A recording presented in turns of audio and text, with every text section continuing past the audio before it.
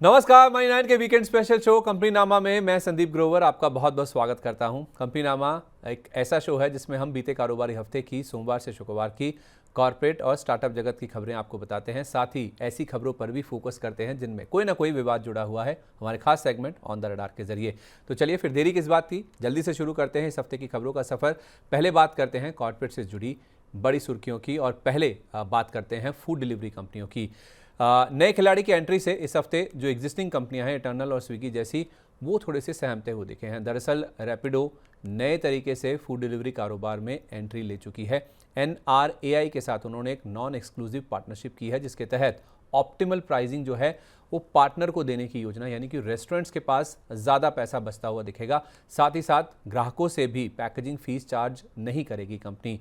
जून के अंत या फिर जुलाई से बेंगलुरु से इस सर्विस का जो पायलट प्रोजेक्ट है उसको लॉन्च किया जा सकता है। खैर, आपको बता दें कि 2023 में स्विगी ने इस कंपनी में निवेश किया था, जो कि अब इसकी कंपेटिटर बनने की कोशिश कर रही है। 2023 में इस कंपनी ने $18 करोड़ की रकम जुटाई थी। तो नई एंट्री से एटर्नल स्विगी पर सीमित असर देखने को मिलेगा, ऐसा ब्रोकर्स का मानना है। हालांकि 9 जून को एटर्नल और स्विगी के शेयरों में हमने 2.25 से 3.25% तक की गिरावट के साथ कारोबार की जो क्लोजिंग है वो बनती हुई देखी।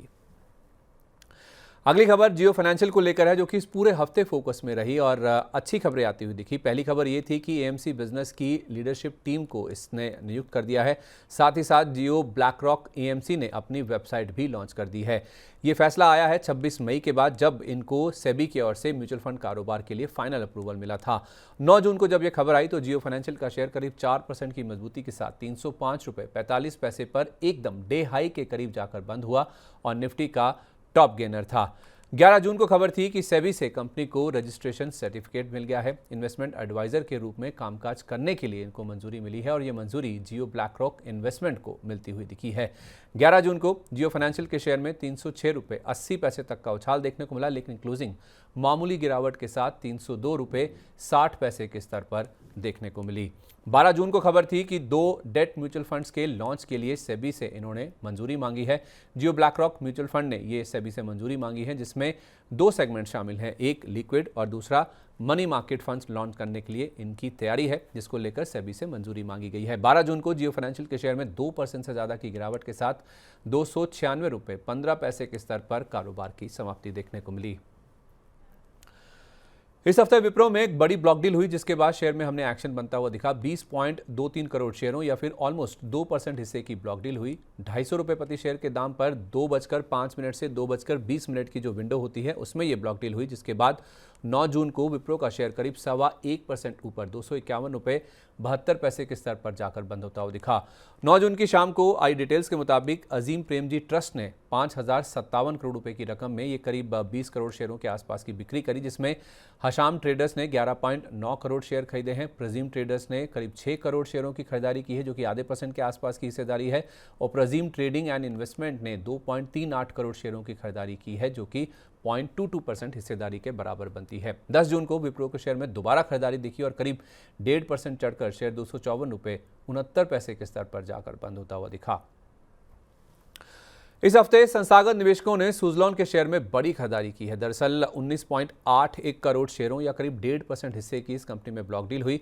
₹66.05 प्रति शेयर के दाम पर करीब 1,309 करोड़ रुपए में यह सौदा होता हुआ दिखा, जिसमें प्रोमोटर कंपनी तांती होल्डिंग्स और अन्य प्रोमोटर्स ने 17 करोड़ 6 लाख शेयर इस कंपनी के बेचे। आगे शेयरों की बिकवाली पर 180 दिन का लॉक इन भी तय होगा।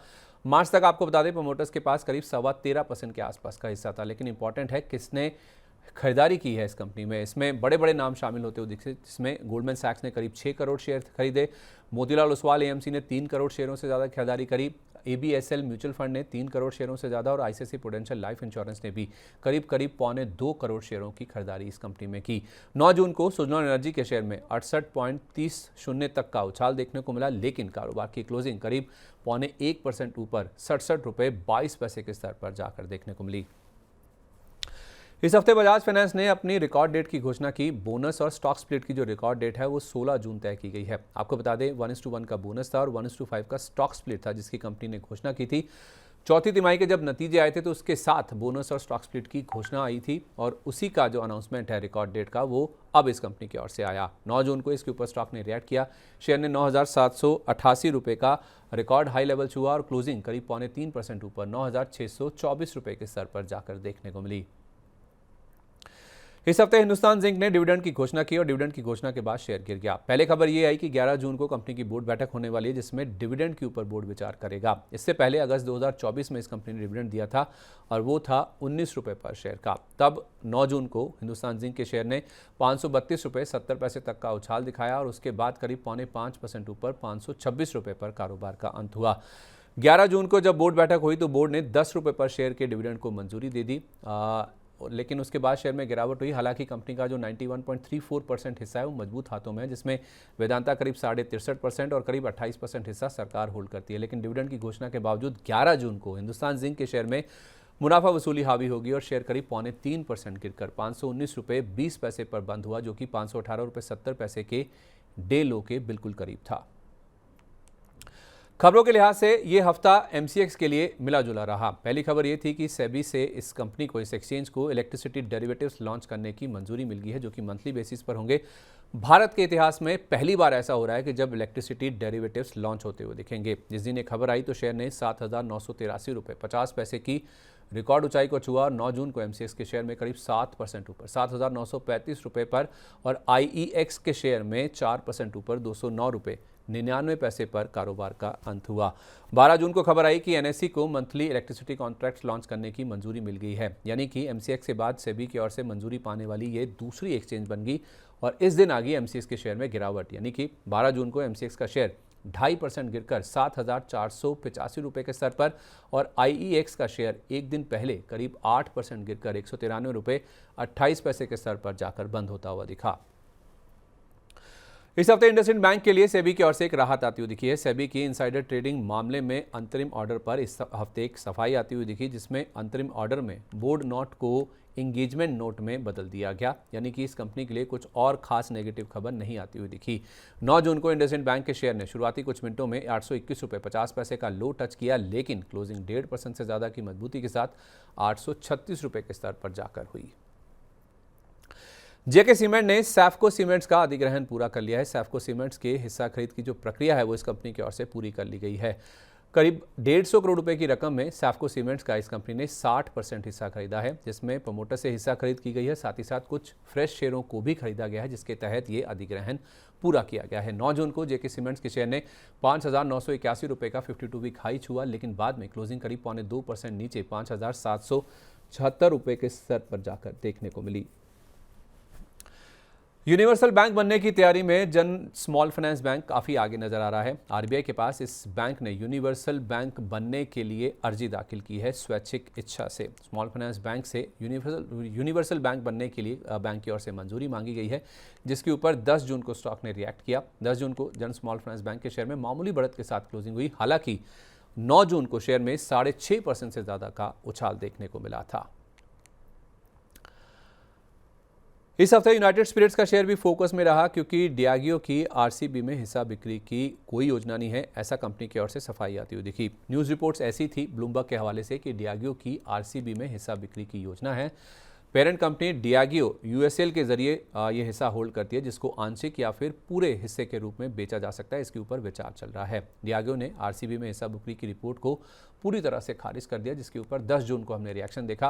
यूनाइटेड स्पिरिट्स का शेयर इस दिन 1645 रुपये तक उछल गया था, लेकिन कारोबार की क्लोजिंग करीब 1% ऊपर 1605 रुपये के स्तर पर देखने को मिली। इस हफ्ते प्रीमियर एनर्जीज में भी बड़ी ब्लॉक डील हुई, जिसमें बड़े निवेशकों की एंट्री होती हुई दिखी। 2.5 करोड़ शेयरों का सौदा हुआ, जो कि 5.5% इक्विटी के बराबर है। 1,051 रुपये 60 पैसे के औसत भाव पर 2,629 करोड़ रुपए में ये सौदा हुआ, जिसमें साउथ एशिया ग्रोथ फंड 2 ने 2.5 करोड़ शेयरों की बिकवाली की है।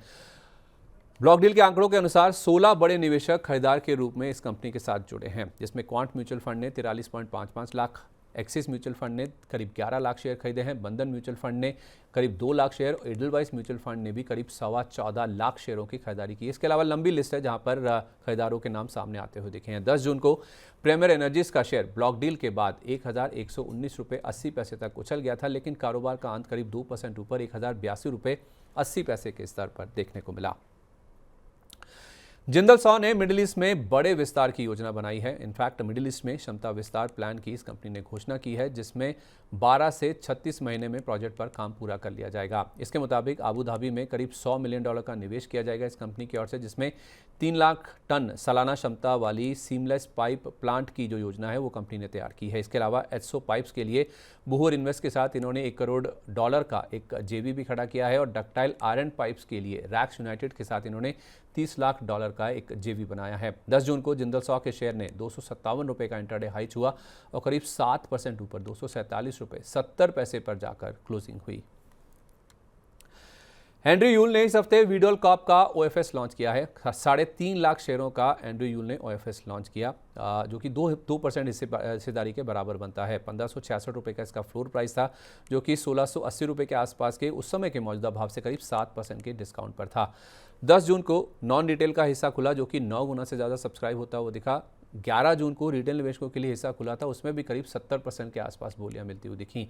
10 जून को वीडल कॉप का शेयर ₹1666.20 तक फिसलने के बाद करीब 4.5% की मजबूती लेकर ₹1755 के स्तर पर जाकर डे हाई के करीब जाकर बंद होता हुआ दिखा। जेपी एसोसिएट्स के लिए बोली जमा करने की जो म्याद है, डेडलाइन है, उसको आगे बढ़ा दिया गया है। दरअसल लेंडर्स ने रेजोल्यूशन प्लान जमा करने की तारीख 15 दिन बढ़ा दी है। पहले ये 9 जून को थी, अब इसे बढ़ाकर 24 जून तक कर दिया गया है, जब इंटरेस्टेड बिडर्स जो हैं वो अपनी बोलियां जमा कर सकते हैं। इनफैक्ट कई बिडर्स की ओर से डेडलाइन बढ़ाने की मांग की गई थी, जिस वजह से अब ये फैसला लिया गया है। लेंडर्स की ओर से दिवालिया कानून के तहत 26 बिडर्स ने इसके लिए एक्सप्रेशन ऑफ इंटरेस्ट जमा किए थे, जिसमें Adani group, Jindal group, Vedanta group समेत कई सारे निवेशक थे जिन्होंने अपनी रुचि जताई थी। और अब इनसे 24 जून तक जो फाइनल बोलियां हैं वो मंगाई गई हैं। 9 जून को जयप्रकाश एसोसिएट्स के शेयर में 5% के अपर सर्किट पर ₹3.55 के स्तर पर कारोबार की क्लोजिंग हुई। क्वेस्कॉर्प के डीमर्जर के बाद 2 कंपनियां इस हफ्ते बाजार में लिस्ट होती हुई दिखी। डीमर्जर के बाद 2 कंपनियां जो बनी थी, उनकी 15 अप्रैल को डीमर्जर का हमने एडजस्टमेंट देखा था। इसके बारे में हमने आपको कंपनीनामा के एपिसोड नंबर 173 में जानकारी भी दी थी। ये डीमर्जर इनफैक्ट फरवरी 2024 में हुआ था, जिसमें 3 कंपनियों में कारोबार को स्प्लिट कर दिया गया था। डिजिटाइट सॉल्यूशंस, ब्लू स्प्रिंग एंटरप्राइजेस की अलग से लिस्टिंग होने की बातचीत की गई थी, जो अब होती हुई दिखी 11 जून को। और उस दिन ब्लू स्प्रिंग एंटरप्राइजेस का शेयर ₹89 के भाव पर खुला और 5% के निचले सर्किट पर ₹84.55 पर जाकर बंद होता हुआ दिखा। वहीं डिजिटाइट सॉल्यूशंस का शेयर ₹245 पर खुलकर ₹257.25 तक उछला, लेकिन बाद में ₹232.75 पर जाकर बंद हुआ। वहीं क्वेस्कॉर्प का शेयर ₹322.60 का हाई बनाने के बाद करीब 2.25% गिरकर ₹315.35 के स्तर पर जाकर बंद हुआ। इस हफ्ते एबी कैपिटल में भी ब्लॉक डील हुई, जिसमें बड़े निवेशकों की खरीदारी होती हुई दिखी। बीएसई एनएसई पर इस कंपनी के 2.34 करोड़ शेयरों की बड़ी ब्लॉक डील हुई। जो मई इन्वेस्टमेंट्स का हिस्सा इस कंपनी में कम होता हुआ दिखा है ब्लॉक डील के बाद, क्योंकि उन्होंने ही बिकवाली की है। पहले ये 3.84% था, जो अब घटकर 2.04% पर आ गया। लेकिन इसमें बड़े खरीदारों के नाम सामने आए, जिसमें Mirae Asset mutual fund, BlackRock, Goldman सैक्स और अन्य निवेशकों की ओर से खरीदारी हुई है। ₹242.65 पर निवेशकों ने 1135.6 करोड़ में 1.8% हिस्सेदारी इस कंपनी की खरीदी है। 11 जून को यह सब हुआ। एबी कैपिटल का शेयर ब्लॉक डील के बाद ₹251 तक उछल गया था। इसके बाद पर क्लोजिंग करीब 1.5% ऊपर ₹246.22 के स्तर पर जाकर देखने को मिली। खबरों के लिहाज से मिला जुला रहा मारुति सुजुकी के लिए यह हफ्ता। 2 खबरें थी। पहली ये कि ई विटारा के उत्पादन में 2/3 की कंपनी ने कमी कर दी है। रेयर अर्थ मटेरियल की कमी के चलते ये फैसला लिया गया। इनफैक्ट खबर ये भी थी कि ई विटारा के कमर्शियल लॉन्च और एक्सपोर्ट में देरी हो सकती है। आपको बता दें, जनवरी में इस कंपनी ने कहा था कि जापान और यूरोपीय देशों को इस कंपनी की ओर से एक्सपोर्ट किया जाएगा, लेकिन अभी तक एक्सपोर्ट तो छोड़ दीजिए, भारत में भी इसकी जो लॉन्च है वो अभी तक नहीं होती हुई दिखी। 11 जून को मारुति सुजुकी का शेयर ₹12,427 तक फिसलने के बाद ₹12,481 पर जाकर बंद हुआ। 12 जून को फिर से खबर आई कि एनसीएलटी ने सुजुकी मोटर गुजरात के मर्जर को मंजूरी दे दी है। इनकी सब्सिडरी कंपनी है ये, जिसको कंपनी के साथ मिलाने में या फिर मर्जर करने को लेकर मंजूरी मिल चुकी है। इसके ऊपर स्टॉक ने 12 जून को रिएक्ट किया। मारुति सुजुकी का शेयर ₹12,490 तक उछलने के बाद करीब 0.25% नीचे ₹12,360 पर जाकर सेटल हुआ। केन्स टेक्नोलॉजीज ने जापान की कंपनी के साथ बड़ी डील की है। फुजित्सु जनरल इलेक्ट्रॉनिक्स यानी कि FGEL के एसेट्स इस कंपनी की ओर से खरीदे जाएंगे। जापान की कंपनी है फुजित्सु जनरल, जिसकी सब्सिडरी है ये FGEL, जिसके एसेट्स इस कंपनी की सब्सिडरी केन्स सेमीकॉन की ओर से खरीदे जाएंगे। 1.59 अरब येन में ये पावर मॉड्यूल प्रोडक्शन लाइंस खरीदेगी, जिसमें कुछ हिस्सा L&T सेमीकंडक्टर टेक की ओर से भी खरीदा गया है 0.41 अरब येन में। 11 जून को केन्स टेक्नोलॉजीज के शेयर ने शुरुआती कुछ मिनटों में 5,675 रुपये का हाई छुआ, लेकिन क्लोजिंग करीब 1/4% से ज़्यादा गिरकर 5,565 रुपये के स्तर पर देखने को मिली। इस हफ्ते लिकर सेक्टर फोकस में रहा, क्योंकि लिकर सेक्टर में कहीं खुशी कहीं कम देखने को मिली। दरअसल महाराष्ट्र की कैबिनेट की बैठक हुई थी, जिसमें लिकर पर एक्साइज ड्यूटी बढ़ाने पर फैसला लिया गया। खासतौर पे IMFL यानी कि इंडियन मेड फॉरेन लिकर और इंपोर्टेड लिकर पर कैबिनेट ने एक्साइज ड्यूटी बढ़ाने का फैसला लिया, लेकिन इसमें वाइन और बियर को एग्जेम्प्ट कर दिया गया, जिस वजह से कुछ शेयरों में हमने काफ़ी अच्छा रुझान बनता हुआ दिखा। खासतौर पे वाइन और कंट्री लिकर बनाने वाले जो शेयर हैं उनमें काफ़ी अच्छा पॉजिटिव रुझान बनता हुआ दिखा। तो 11 जून को सोम डिस्टिलरीज, सूला विनयार्ड्स, रवि कुमार डिस्टिलरीज और GM ब्रिवरीज के शेयर 10% तक चढ़कर, लेकिन रेडिको खैतान, एलाइड ब्लेंडर्स और USL जैसे शेयर 3.5 से 6.25% तक गिरकर बंद होते हुए दिखे। इस हफ्ते BSE का शेयर भी फोकस में रहा। ASM फ्रेमवर्क में शामिल होने की वजह से शेयर टूटता हुआ दिखा। NSE ने इस शेयर को ASM यानी कि एडिशनल सर्विलेंस मेजर में शामिल कर दिया है, यानी कि इसके ऊपर अतिरिक्त निगरानी की जो बातचीत है वो NSE की ओर से की गई है। हाल में प्राइस और ट्रेडिंग वॉल्यूम्स में तेज उछाल के चलते NSE की ओर से ये फैसला लिया गया है। भारी उतार चढ़ाव या असामान्य प्राइस मूवमेंट को कंट्रोल करने के लिए ASM का इस्तेमाल किया जाता है। बेसिकली कॉशन रेस करता है निवेशकों में, जिसके बाद हमने शेयर में गिरावट बनती हुई देखी। 11 जून को BSE का शेयर करीब 4.5% की गिरावट लेकर 2,872 रुपये के स्तर पर बंद हुआ और 13 जून को शेयर 2,700 रुपये के भी नीचे फिसल गया था। अदानी ग्रुप के इन्वेस्टमेंट प्लान ने रफ्तार पकड़ ली है। 5 साल में इस ग्रुप की ओर से 2.5 लाख करोड़ या 30 अरब डॉलर जुटाने की योजना है। क्षमता विस्तार खर्च की फंडिंग के लिए ये रकम जुटाई जाएगी। इस ग्रुप की 5 साल में 100 अरब डॉलर के इन्वेस्टमेंट प्लान में काफ़ी हद तक तेजी देखने को मिल रही है। वित्त वर्ष 2026 से 30 तक का 1.6 लाख करोड़ का जो कर्ज है उसकी मैच्योरिटी भी आने वाली, तो उस पर भी इस रकम का इस्तेमाल हो सकता है। और साथ ही साथ खबर ये भी थी कि मार्च 2027 तक इस ग्रुप की एयरपोर्ट कारोबार का IPO लाने की भी पूरी तरह से तैयारी चल रही है। 12 जून को ये खबरें आई और बाजार के मूड माहौल के साथ साथ अदानी ग्रुप के सभी शेयरों में लाल निशान के साथ कारोबार की क्लोजिंग हुई और सबसे ज़्यादा NDTV का शेयर करीब 4% के आसपास गिरता हुआ दिखा। शेयर बायबैक की उम्मीद में तानला प्लेटफॉर्म का शेयर इस हफ्ते दौड़ता हुआ दिखा। 16 जून को इस कंपनी की बोर्ड बैठक होने वाली है, ऐसी खबर निकल के सामने आई और इस बोर्ड बैठक में शेयर बायबैक के ऊपर विचार किया जाएगा। ये खबर 12 जून को आई थी और उस दिन तानला प्लेटफॉर्म्स का शेयर 701 रुपये 65 पैसे तक उछल गया था और क्लोजिंग करीब 8.5% की मजबूती के साथ 674 रुपये 30 पैसे के स्तर पर देखने को मिली। MDR पर सफाई से पेटीएम के शेयर में इस हफ्ते बड़ी गिरावट देखने को मिली। वित्त मंत्रालय ने UPI पर MDR लगाने की खबर खारिज कर दी। UPI ट्रांजैक्शन पर MDR लगाने की खबरें पूरी तरह से गलत है, ऐसा वित्त मंत्रालय की ओर से अपडेट निकल के सामने आया। वित्त मंत्रालय की सफाई से MDR या इंसेंटिव की उम्मीदों पर पूरी तरह से पानी फिर गया। इनफैक्ट इसके ऊपर एक UBS की रिपोर्ट भी आई, जिसमें कहा गया कि अगर MDR नहीं लगा तो वित्त वर्ष 2027 के EBITDA में इस कंपनी के 10% की कमी देखने को मिल सकती है।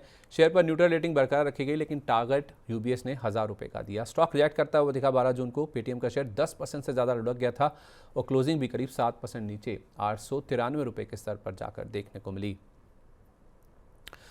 मैपमाई इंडिया के शेयर में इस हफ्ते ब्लॉक डील हुई, जिसके बाद शेयर में बड़ी गिरावट हुई। 28.6 लाख शेयरों या फिर 5.3% हिस्से की ब्लॉक डील हुई, जिसमें फोनपे ने 27.2 लाख शेयरों यानी कि 5% हिस्से की बिकवाली की है। मार्च तक फोनपे के पास इस कंपनी का 18.7% हिस्सा था। 1786 के औसत भाव पर 486 करोड़ रुपए में शेयर बेचे गए हैं, जिसके बाद 12 जून को CE इन्फो सिस्टम्स यानी कि मैपमाई इंडिया का शेयर करीब 10% गिरकर 1760 रुपये के स्तर पर डे लो के करीब जाकर बंद होता हुआ दिखा। QIP की डिटेल्स आने के बाद इरडा के शेयर में इस हफ्ते गिरावट देखने को मिली। डिटेल्स इस तरह से आई कि QIP के जरिए इस कंपनी ने 2006 करोड़ रुपए की रकम जुटाई है, जिसमें LIC ने QIP के जरिए 1003 करोड़ रुपए में 50% शेयर खरीदे हैं। बाजार मान के चल रहा था कि 4,500 से 5,000 करोड़ रुपए के आसपास की रकम जुटाई जाएगी, लेकिन रकम उससे आधी भी नहीं देखने को मिली। खबर यह भी थी कि NCLT ने जेंसोल इंजीनियरिंग मामले में अपना फैसला सुरक्षित रख लिया है। इस कंपनी ने जेंसोल इंजीनियरिंग पर 729 करोड़ रुपए के लोन डिफॉल्ट का मामला दर्ज किया था। 12 जून को इरडा का शेयर 183 रुपये 49 पैसे तक उछलने के बाद करीब 4% नीचे 175 रुपये 23 पैसे के स्तर पर जाकर बंद हुआ। नजारा टेक के 26% हिस्से के लिए इस हफ्ते ओपन ऑफर लॉन्च होता हुआ दिखा। 2.41 करोड़ शेयरों या 26% हिस्से का ओपन ऑफर लॉन्च हुआ, जो कि 3 एंटिटीज की ओर से किया गया। पहला नाम है एक्साना एस्टेट्स, दूसरा है प्लूटस वेल्थ मैनेजमेंट और तीसरा नाम इस कड़ी में जिसने ओपन ऑफर लॉन्च किया है वो है जुनो मोनेटा फिनसॉल का।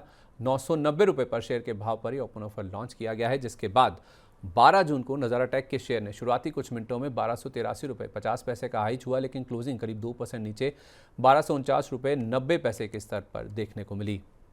यस बैंक के टॉप अधिकारी पर आरबीआई का बड़ा फैसला आता हुआ दिखा। इस बैंक के MD and CEO Prashant Kumar को आरबीआई से एक्सटेंशन मिला है। एमडी एंड सीईओ को 6 महीने का एक्सटेंशन मिलता हुआ दिखा, जो कि 6 अक्टूबर 2025 से लागू होगा, क्योंकि उसी समय इनका जो कार्यकाल है वो खत्म होता हुआ दिखेगा। इससे पहले अक्टूबर 2022 में इनको 3 साल के लिए एक्सटेंशन मिला था, जो कि अक्टूबर 2025 में खत्म होगा और उसके बियॉन्ड भी 6 महीने तक ये बैंक में बने रह सकते हैं। 13 जून को यस बैंक का शेयर बाजार की गिरावट के साथ 19 रुपये 92 पैसे तक फिसल गया था, लेकिन बाद में शेयर में अच्छी खासी रिकवरी भी देखने को मिली। ब्लॉक डील के बाद इस हफ्ते जुबिलेंट ग्रुप के शेयरों में अच्छी खासी तेजी देखने को मिली। जुबिलेंट फूड, जुबिलेंट इनग्रेविया, जुबिलेंट फार्मोवा में 1900 करोड़ रुपए के आसपास की ब्लॉक डील होती हुई दिखी। खबरें ऐसी थी कि भारतीय फैमिली की ओर से तीनों कंपनियों में हिस्सा बिक्री की गई है इन ब्लॉक डील्स के जरिए, जिसमें जुबिलेंट फूड के 1.32 करोड़, इनग्रेविया के 1.2 करोड़ शेयरों की ब्लॉक डील संभव है और जुबिलेंट फार्मोवा के 56 लाख शेयरों की ब्लॉक डील हो सकती है। साथ ही खबर यह भी थी कि जुबिलेंट फार्मोवा के बोर्ड ने एपीआई बिजनेस को बेचने की मंजूरी दे दी है। सब्सिडरी कंपनी है जुबिलेंट बायोसिस, जिसको ये स्लम सेल बेसिस पर बेचा जाएगा। उसके बाद 13 जून को जो ब्लॉक डील हुई उसमें जुबिलेंट फूड, जुबिलेंट इनग्रेविया के शेयरों में तो अच्छी खासी तेजी देखने को मिली, लेकिन जुबिलेंट फार्मोवा का शेयर 1174 का हाई लगाने के बाद ऊपरी स्तरों से हल्का होकर बंद होता हुआ दिखा। ब्लॉक डील टलने से जेनेस पावर का शेयर लुढ़कता हुआ दिखा। 13 जून को होने वाली ब्लॉक डील टल गई, ऐसा न्यूज रिपोर्ट्स के हवाले से खबर थी। माना जा रहा था कि 5.88% हिस्से की ब्लॉक डील हो सकती है, जिसमें 2.28% ग्रीन शू ऑप्शन का भी विकल्प शामिल है। जीआईसी की सहयोगी कंपनी चिस्विक इन्वेस्टमेंट इसमें हिस्सेदारी बेच सकती है, जिसका डील साइज 650 करोड़ रुपए बताया गया था, जिसमें 250 करोड़ रुपए का अपसाइज भी शामिल था। 13 जून को जेनेस पावर के शेयर में करीब 4% की गिरावट के साथ कारोबार की क्लोजिंग देखने को मिली। अधिग्रहण की खबर से डीसीएम श्रीराम में इस हफ्ते मजबूती देखने को मिली। गुजरात की हिंदुस्तान स्पेशलिटी केमिकल्स को इस कंपनी ने खरीद लिया है। 100% हिस्सेदारी खरीदी गई है 375 करोड़ रुपए की रकम में। ये खबर जब आई तो 13 जून को डीसीएम श्रीराम में 1086 रुपये 40 पैसे का लो लगाने के बाद अच्छी रिकवरी के साथ कारोबार की समाप्ति देखने को मिली। तो ये थी बीते कारोबारी हफ्ते की कॉर्पोरेट जगत से जुड़ी बड़ी सुर्खियां। चलिए अब रुख करते हैं कॉर्पोरेट जगत की ऐसी खबरों का जिनमें कोई ना कोई विवाद जुड़ा हुआ है। चलते हैं हमारे खास सेगमेंट ऑन द रडार की तरफ और आपको ले चलते हैं पहली खबर की तरफ, जो है एचडीएफसी बैंक को लेकर। दरअसल एचडीएफसी बैंक और लीलावती ट्रस्ट के बीच में जो विवाद चल रहा है उसने कानूनी मोड़ ले लिया है। मेहता फैमिली ने इस बैंक के सीईओ के खिलाफ एफआईआर दर्ज की है। लीलावती ट्रस्ट ने सीईओ पर फ्रॉड का आरोप लगाया है। साथ ही ये भी कहा गया है लीलावती ट्रस्ट की ओर से कि सीईओ को सस्पेंड कर देना चाहिए और इनके खिलाफ कार्रवाई की मांग भी की गई है। हालांकि बैंक ने आरोपों को पूरी तरह से झूठा और दुर्भाग्यपूर्ण बताया है और ये भी कहा कि बेईमान व्यक्तियों की ओर से सीईओ को निशाना बनाया जा रहा है। 9 जून को 1995 रुपये तक उछलने के बाद एचडीएफसी बैंक का शेयर मामूली बढ़त लेकर 1980 रुपये 10 पैसे के स्तर पर जाकर बंद हुआ। 12 जून को खबर थी कि बैंक ने सीईओ पर लगे आरोपों पर निंदा को फिर से दोहराया है और लीलावती ट्रस्ट के आरोप बेबुनियाद और गलत हैं, डिफेमेटरी हैं और इनफैक्ट कानूनी कार्रवाई की जो प्रक्रिया है वो भी बैंक की ओर से शुरू कर दी गई है। लीगल ओपिनियन भी लिए जा रहे हैं। नई साथ में अपडेट ये भी था कि पंजाब सरकार ने इस बैंक के साथ सभी संबंध तोड़ दिए हैं। वित्तीय लेन देन में लापरवाही के आरोपों के बाद पंजाब सरकार की ओर से ये फैसला लिया गया और ये भी कहा गया कि बैंक समय पर फंड ट्रांसफर में विफल रहा, जिस वजह से वित्तीय कार्यों में बाधा आती हुई दिखी है। 12 जून को एचडीएफसी बैंक के शेयर ने इसके ऊपर रिएक्ट किया। 1961 रुपये तक उछलने के बाद करीब आधा % की गिरावट लेकर बैंक 1940 रुपये के स्तर पर जाकर बंद होता हुआ दिखा। इस हफ्ते एशियन पेंट्स का शेयर 2 खबरों के चलते फोकस में रहा। पहली खबर ये थी न्यूज़ रिपोर्ट्स के हवाले से कि इस कंपनी के ऊपर सीसीआई की ओर से एक जांच शुरू की जा सकती है। बिरला ओपस पेंट्स की ओर से दुर्व्यवहार की शिकायत के चलते इस जांच को शुरू किया जा सकता है। जब ये खबर आई तो 9 जून को एशियन पेंट्स का शेयर 2236 रुपये तक फिसल गया था, पर क्लोजिंग करीब 1/4% ऊपर 2251 रुपये पर हुई। 12 जून को खबर आई कि 3.5 करोड़ शेयरों की बड़ी ब्लॉक डील इस कंपनी में हुई है। 7,703 करोड़ रुपए में 3.64% इक्विटी का सौदा हुआ, जिसमें 2201 रुपए के औसत भाव पर यह ब्लॉक डील हुई।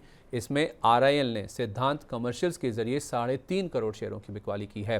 गौरतलब है कि इसमें एसबीआई म्यूचुअल फंड ने इसी भाव पर 3.5 करोड़ शेयरों की खरीदारी भी की है। 12 जून को एशियन पेंट्स के शेयर ने 2263 रुपए का हाई छुआ, लेकिन क्लोजिंग करीब 0.25% ऊपर 2225 रुपए के स्तर पर जाकर देखने को मिली। इस हफ्ते अनिल अंबानी की एक कंपनी को लेकर अच्छी खबर आई है, जिसमें रिलायंस इंफ्रा की जो सब्सिडरी कंपनी है मुंबई मेट्रो वन, उसने एक आर्बिट्रेशन अवार्ड जीत लिया है। बॉम्बे हाईकोर्ट का एमएमआरडीए को 1100 करोड़ रुपए डिपॉजिट करने का निर्देश आया है और इस कंपनी यानी कि मुंबई मेट्रो वन के खाते में 4 हफ्ते के अंदर ये रकम डालने की, जमा करने का जो निर्देश है वो बॉम्बे हाईकोर्ट की ओर से आता हुआ दिखा। ये कंपनी वैसे हम देखें तो एमएमआरडीए और रिलायंस इंफ्रा की जेवी कंपनी है, जिसमें एमएमआरडीए के पास देखा जाए तो 26% हिस्सेदारी है। अब ये रकम आएगी इस कंपनी के पास, उसका इस्तेमाल कर्ज के भुगतान में किया जाएगा, जिसके ऊपर स्टॉक ने रिएक्ट किया। 10 जून को रिलायंस इंफ्रा के शेयर में 409 रुपये 85 पैसे तक का उछाल देखने को मिला और कारोबार की क्लोजिंग करीब 0.3% ऊपर 401 रुपये के स्तर पर जाकर देखने को मिली। तो कॉर्पोरेट जगत से जुड़ी इस हफ्ते की तमाम बड़ी खबरें हमने आपके सामने रख दी हैं। अब बढ़ते हैं स्टार्टअप की खबरों की तरफ, जिसमें हमारा खास सेगमेंट है स्टार्टअप अपडेट, उसकी ओर आपको ले चलते हैं।